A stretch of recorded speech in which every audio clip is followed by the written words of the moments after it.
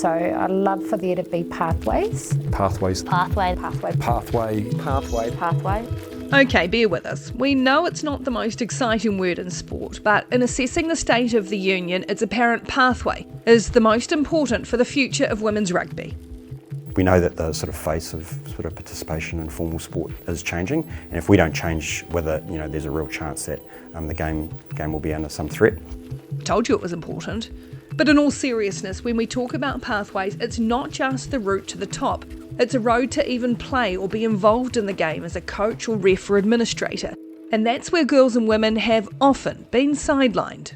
I have come from a playing background, a coach background where, you're trying to find the next thing to upskill, and you'll have those individuals that are okay to enter the room full of men, and that's what it looks like. That's what it feels like. But there are also a lot more. There's a percentage of women that actually don't feel comfortable, or it's not really welcoming or inviting, and it's not meaningful for them. So we're asking as a collaborative approach to provide for those who are currently in the game, provide opportunities for those who may be interested, and that it's not that intimidating for them. Vania Wolfgram believes that's about being intentional and deliberate in what her game development team offers to complement the work of increasingly stretched provincial unions.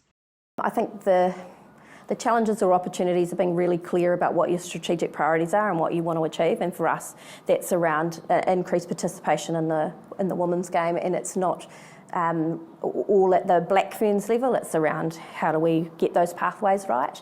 I think some of the challenges we will face is the ability to pay some of our athletes and have the courage to be brave and bold enough to do that, and to pay our coaches and to pay our managers that we do in other areas of our rugby community. It may pain traditionalists, but NZR is changing its approach at community level from being game-centric to participation-centric. Everyone should get to play, even if it's non-contact or modified versions. Mike Hester's looked to USA Ice Hockey's growing participation numbers, where they also still get players through to the highest level, the NHL.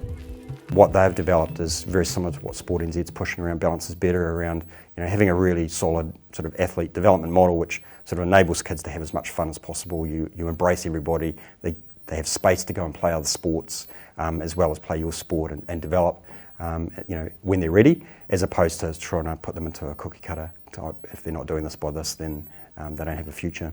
So there is a lot of work to be done around that space. It's hoped that by giving girls and young women a great experience at community or school level, they will continue on to feed the high-performance game.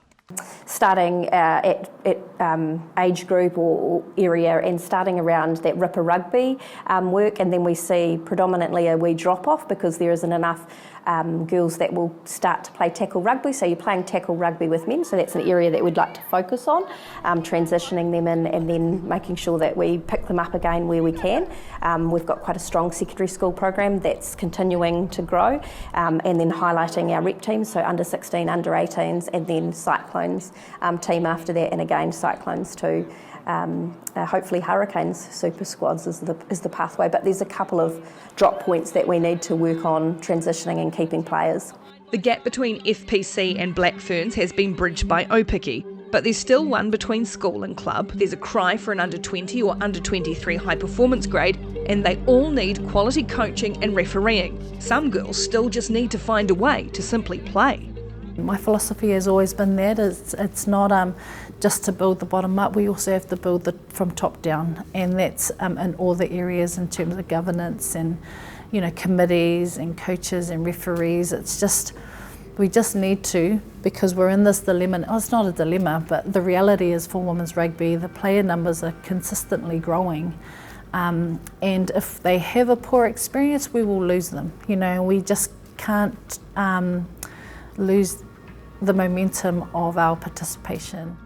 Work on pathways is very long, winding and hard to navigate, but as the professional end ventures towards a new dawn, we at least finally can see where it's headed.